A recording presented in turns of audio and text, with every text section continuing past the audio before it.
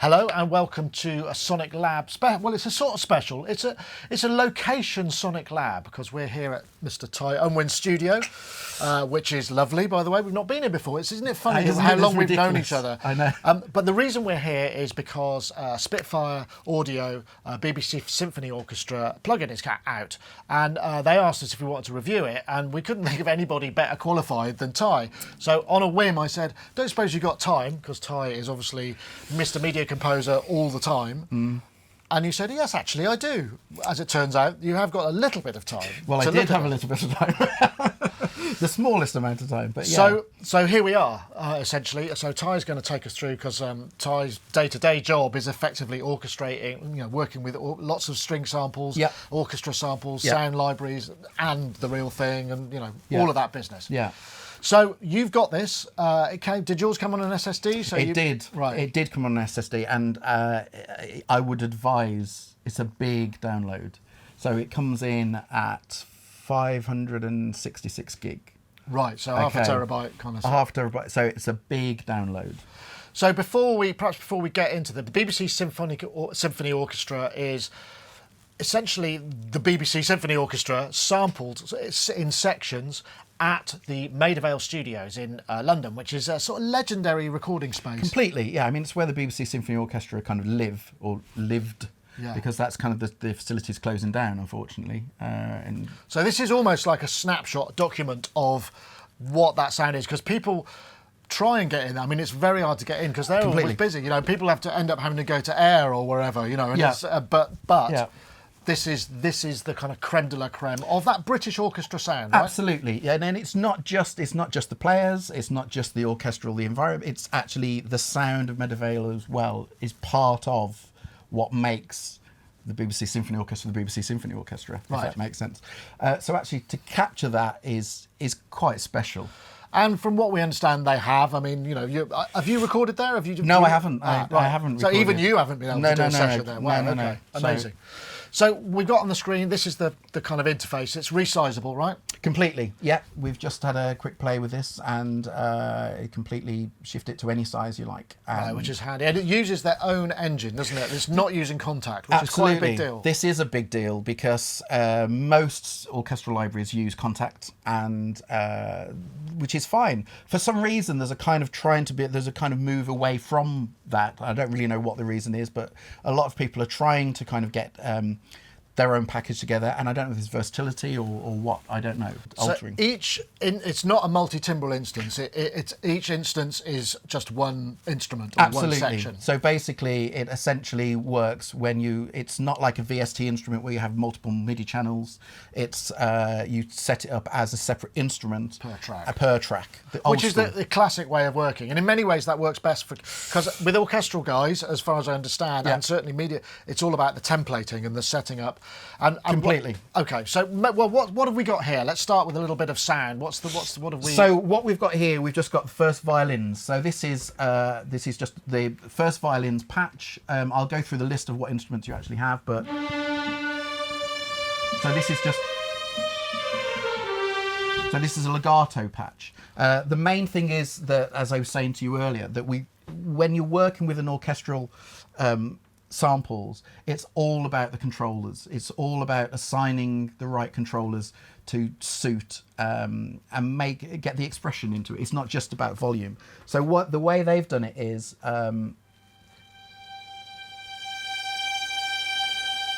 so you have crossfading of different velocities. Rather than just volume. Right. So these are separate performances done at various different... which hence the realism, I guess. Absolutely. Well, that will affect the ambience and all everything. It affects the reverb. So obviously what you're getting here, there's no artificial reverb on this. There's actually a little bit. Let me turn that down. So this is now nothing apart from just the sound of the Maida Vale studios. And then they've got a convolution reverb in there just to add a little bit of extra tail just to kind of link things together. But so what you basically get is that's the legato patch. You then have key switching here. So essentially I've just got these keyboard here set for key switching. If I go for C sharp, that basically triggers a long But the main difference is here I can play polyphonically. And then you've got consordino, which is played with a mute. You've got flautando, which is Spitfire are fantastic at the flautando. So basically, if you don't know what flautando is, it's basically they play further up towards the fingerboard, and it's almost like You get more harmonics, is that right? well, it's kind of just like resting the bow. You're not actually digging into the string. So it's this the bridge would be more harmonics. yeah, so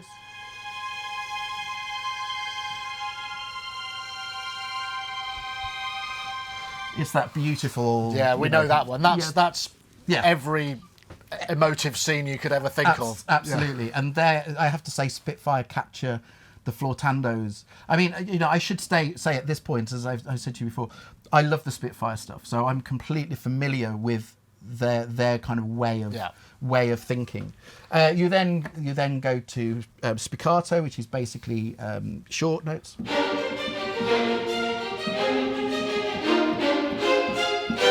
Right. And then staccato. I mean, basically, we don't just go through every articulation, but staccato. So the key switch.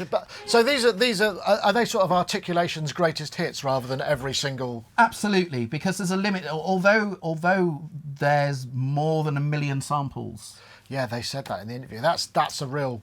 Yeah, but the reality is, joking aside, these days compared to some libraries which go into the multi-millions. Wow. Okay. It's not a huge amount, but what they've done is they've used those more than 1 million samples in such a sensible way. Right. Because although kind of half a terabyte sounds like a huge, it's nothing really. Not for an orchestra. For an orchestra, not because if I just show you this here, so this is what you get. You get first violin, second violins. When it says leader, that means you get a articulation of just the first chair. In other words, just the leader of that section. So a solo violin player. Same with violins 2. You get viola, cello with their leader, double basses, French horns, trumpets, trombones, bass trombones, tubas. So you get every instrument of the orchestra. Right. Of a traditional orchestra. Solo and with a group. So this is a solo flute and a flute A3. That means essentially you get 3 players. Right. Okay. Because it sounds different. Right. Well, you get all of that detune. Absolutely. This is the interesting thing. I mean, earlier you were playing through things, and individual elements of an orchestra, they're not designed to be solo instruments, are they? So it's more. It's not like you're getting all those solo. You're getting stuff that sounds good together. Right? Absolutely. So what kind of if I just take, for example, this. So the first.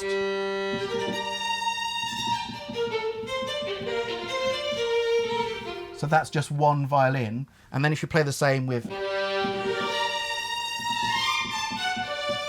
Very, very different sound. Very different sound. Slower, more. But the clever thing about the way they've done it is the fact that even under just legato patch is the fact that with the controller, obviously you can control the intensity and volume. I've then set up another controller so you can control the vibrato. So that's with vibrato and then a straight sound. So you can control all that with, I'll show you the page actually. You've got a whole page here where you can control vibrato, the amount of reverb, the release samples, tightness. Now the tightness is good when you're playing the short notes, and what it basically does, it just cuts into the attack slightly. Right. So if you're playing lots of very short staccato notes, tightens up the players. It tightens up the players essentially. Right. And then variation. Variation is used more for things like the brass section. If I show you on the trumpets, for example.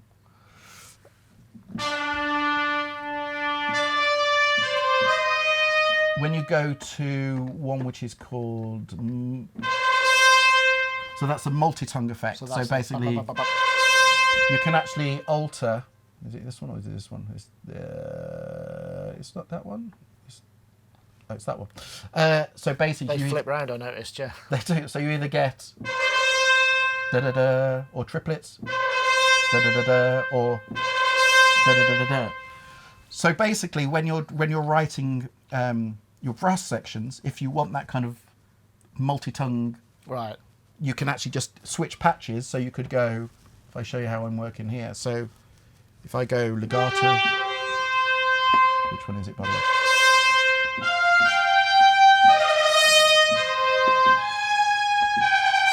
Yeah, so I mean, it's very much a key switching performance. And is the playability a big thing about this? Because I mean, I know that, you know, in many ways, a orchestral sample can be a bit like IT, can't it? So the playability has to be a thing, right? This is one of the big things. There are the libraries that I've got of orchestral libraries that technically are perfect, but you do feel more that you're programming rather than playing, right. If that makes sense. You spend a lot of time, you put in the performance, and then you spend a huge amount of time changing articulations, changing the shape, you know, kind of using controllers after the event. Right.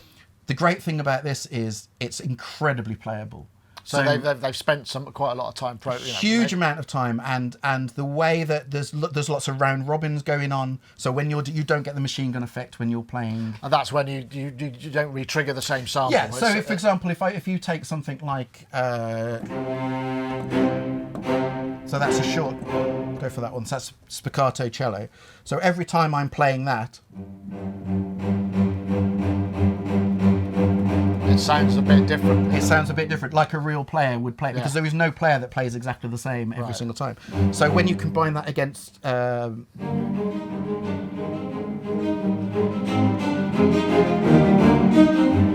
it's got a certain kind of liveliness to it, and it's just quite authentic. And you can also, I was saying earlier, you can really dig into the samples, which a lot of the shorts, especially. You never really get that kind of really digging, like a real player can really dig into it. Yeah. And you don't get that kind of playability with a lot of things, whereas this, it's full of it. It's all over the place. So, I mean, this is the thing. I mean, when I spoke to Paul and Christian, they were saying basically because the orchestra played together all of the time, it was easy for them to get the samples from them because they kind of know, they know what they're doing. Yeah. All together, all of the time. Whichever way you want to kind of talk about it, the sound of a good group of session musicians and the sound of an orchestra that play together every day of the week is a different thing, and that's what you get with this. That there's something very special about the sound of this orchestra and this set of samples.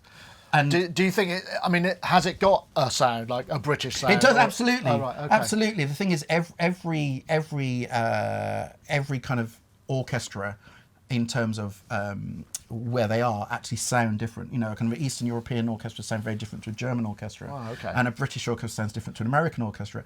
It has an incredibly British sound, and Spitfire generally have kind of pushed forward that kind of British sound. But this kind of almost takes it to another level. This is like British through and through. This is the cream on the scone. This is literally the Spitfire of, you know, kind of this is, it's... Okay. So, are there any... We haven't listened to any woodwind yet, have we? I don't think. Can we have a listen to that? So if I... And will that demonstrate some of the playability? Because there's some portamento switches. Well, yeah, let me just show... I'll show you the portamento, actually, with the violins, because that's a good example. So, for example, on the legato patch, if you play a low velocity, you basically get portamento. So,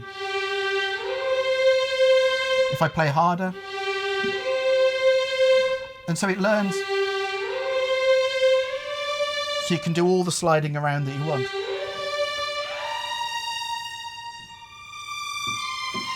It's really interesting. The shaping. So that, because I remember, back in the S900 days, where there were some sounds that were just really beautifully programmed, combined with a good sample. Very, very simple, but the playability was what made them. Well, I've said this to you before, and do you remember? So my go-to patch, string patch, is a 16 meg old Giga Studio patch, right. And the reason that is still my go-to string patch when I'm writing is simply the playability, and I think it's often kind of skipped over, right. And there are just so many libraries that just aren't particularly playable. Great for programming, not for playing. Right. The great thing about this is you can go into the program if you want to, but straight out of the box, it's just an incredible incredibly playable. Right. Okay. library. Well, that's important. It is. Yeah. Let's have a listen to some. So this is a solo flute. But the nice thing about it also... I'm picturing the image already. You know, it's like sunshine streaming through a Edwardian mansion house. There you go. That's the way orchestras work. But the nice thing about it is that also it analyses the way you play. So in other words, if I play shorter and it starts triggering... I don't think this is just done using velocity switching, because...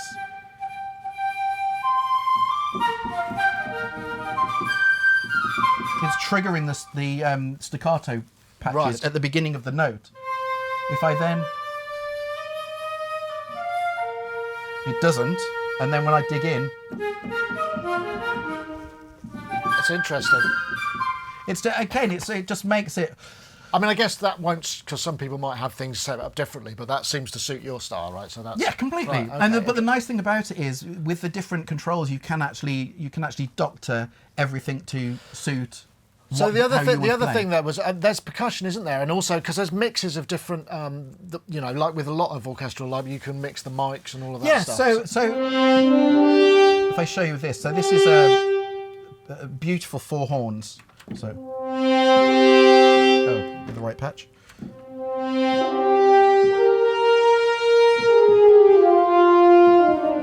Nice. And what they haven't done, they haven't gone down the trick of doing the whole epic horns where they layer, could have the American sound where they have 8 horns or 12 horns or whatever. They've stuck to traditional 4 horns, which is nice. It's got a real kind of clarity to it. But what you can do then is what we haven't spoke about is here with all the different mic setups.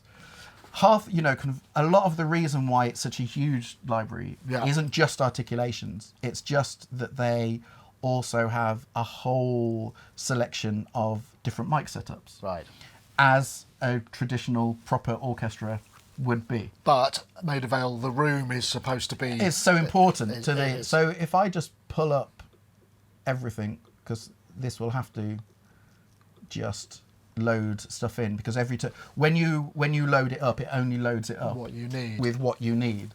Because if you think otherwise, you can see the CPU activity is loading stuff in. Otherwise, it would be loading in every time you're loading in a patch. It would be loading in 6 times. Everything. Okay. And is that management sort of reasonably well done? Do you have to wait much? I do have to say, yeah. One thing I would say is it takes a long time to load in a full set, because it's not just loading in the one patch. It's loading in every articulation in every single. And in mic. In mic position. Right, okay. So as you can imagine, that's not their fault. No, it's just, that's the way it is. That's right? the way it is. Okay, so we've got multiple mixes here. Yeah. So we've now got everything up. So basically, you can start pulling stuff. I'm not going to pull it out altogether. If I start pulling down, so we've now just got... we've got close. Close mic. That doesn't sound like just close mic. Do you know why? Because I've just done all of that on the violin. I'm completely the wrong patch. Right, so we just realised that we were working on the wrong version of the plugin. We were working on, Ty was moving the faders on the violins, but we actually wanted to do the horns. And that raises an interesting point. Perhaps a potential criticism is they all look exactly the same. They do. Every plugin of every instrument is identical. What would be, and the only differentiation is essentially just there. It's just... So, again, if you want to criticise, you could turn around and say something as cheesy as just having something to differentiate, even if it's just a shadowy picture of whatever instrument do you know what I mean? Yeah, no, but I think that's quite valid. Because this isn't the first time I've done that. Right. The amount I've actually quite often been adjusting the wrong thing. Okay. So it's... Or maybe just a subtle coloration of the interface or something if they don't want possibly. to go to... Yeah. Okay, so anyway, let's listen to the mixes. So essentially, we've got here, I'm not taking everything out completely because I don't want to purge the samples, but so this is essentially how we're used to. This is a preset mix.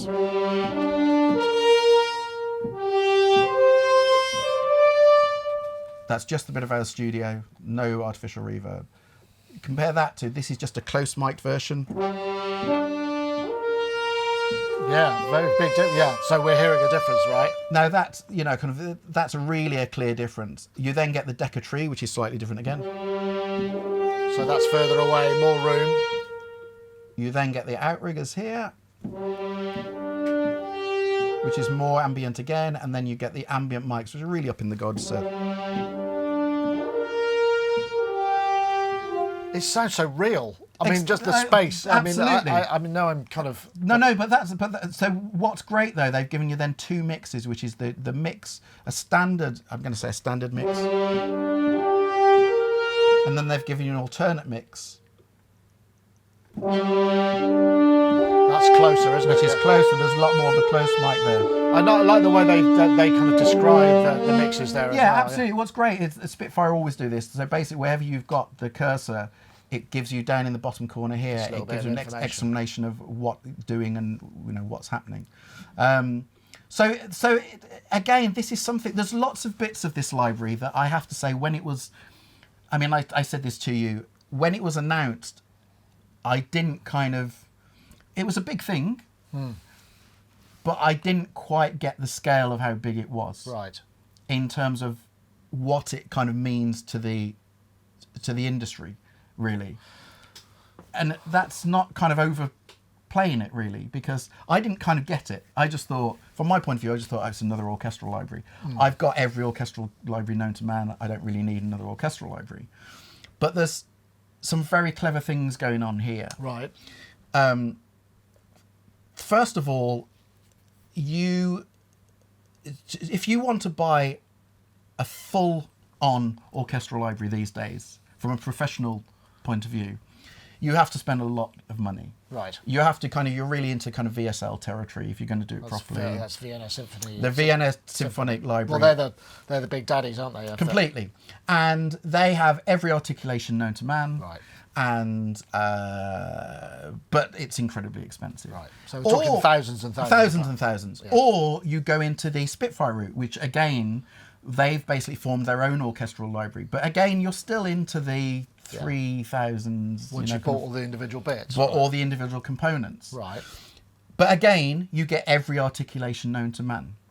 But Do you need every well, that's the thing. And what's so great about this, as well as capturing the sound of the studio, as well as capturing the sound of the orchestra, as well as the fact that it's now, because it's in its own plugin, it now means that when you're doing co-writes, Oh, the collaborative aspect. if Right. you're collaborating with people, you basically have one plugin that everyone's going to have this, and you know that when you sketch something out, you do it in one plugin, you send off to the data to them, they're going to open it up, and it's going to be exactly the same. Now, Right. that's a biggie. That's a real Because otherwise biggie. they'd need all the sample libraries that you have and all the... Absolutely. Right. Ah, okay, yeah. Absolutely. And that never happens because every composer has their own set of libraries and their own set of... And up until this point, there's never really been just a one-stop orchestra of this kind of level. Right. If that makes sense. I'm conscious we'll listen to maybe some percussion, I think. Have you got any timp or anything there that we Yeah, can... 'cause yeah, I that's mean, that'll show the room a bit. Yeah, the timp is...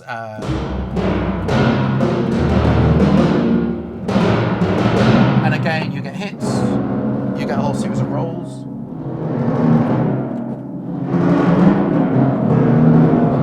Soft rolls, done with hot rods. Downs. So they're just some of the different articulations just for timps. Right. But you then get... You get a beautiful harp. The nice thing is it's got some lovely... some glissandos and some trems. That's unusual. That's nice. And again, all this is controlled with the volume with controllers and marimbas. But what's nice is the fact that the more unusual the instrument, they haven't gone OTT with the articulations. Right. So with the strings, we were figuring out there's about 20 articulations with the violin 1 and violin 2 and cello and whatever. As you go further down the ladder and instruments that aren't used that often, like bass clarinet and contrabassoon, the articulation, there's less of them. Right. So they've been wise in how they've... Because otherwise it would be much bigger and require more work. I mean, I'm guessing when they did all of these sessions, there's got to be other articulations. There must be The reality expansion. is... There must be expansion packs coming. The thing is, surely. because it's a self-contained plugin, the reality is they're going to, if they've got any sense, they will just put add-ons on. Because, kind of once you've got... once you get that marimba sound and everyone's going, oh, I love that marimba. Do you have a roll? Yeah, there's a nice roll patch.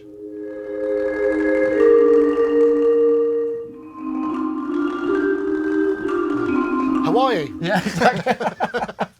But it's really interesting. I mean, just listening to you play as well. As soon as any instrument immediately is evocative. There's this sort of visual element to what you're doing. So presumably when you're composing, you want to be able to play, because otherwise it makes it harder to visualize the music to the screen. Yeah, when you're doing media composing, unfortunately, a lot of it is about speed. A lot of it is about literally you just need things you can just kind of play. You have to do the minimum amount of editing after the event, because you're needing to get things done incredibly quickly. Right. That's why this is great, because it's just so playable and it's so instant. It's like it's already starting to go orchestra in a box. But it's everything you'll need realistically to kind of... You can't blame the tools. So, I mean, it can't all be this gushing and good news, is there? Are there any downsides to it? Yeah, in terms of... We've hit the one about the interface. There are a couple of things where the key switching just is a bit... Standardisation, I suppose. Yeah, the standardisation of it. It's like through Flute, for example. I think I said to you earlier, basically, you tend to... all the other articulations, it's C for... legato, and then C sharp down there for long. For some reason, the flute is D for long, and there's nothing happening on C sharp. Right. There's nothing.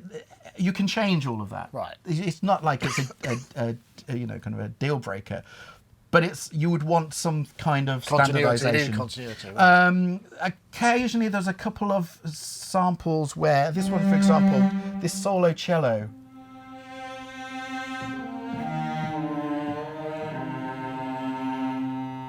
There's a bit of a transition. It's a transition, but to be fair, that's not specific to this library. This is a standard thing across the board. Trying to get that kind of non-vibrato to vibrato takes a lot of programming and a lot of samples to make that work. And there's just a couple of phasing things going on with that particular solo cello that it's not working for me.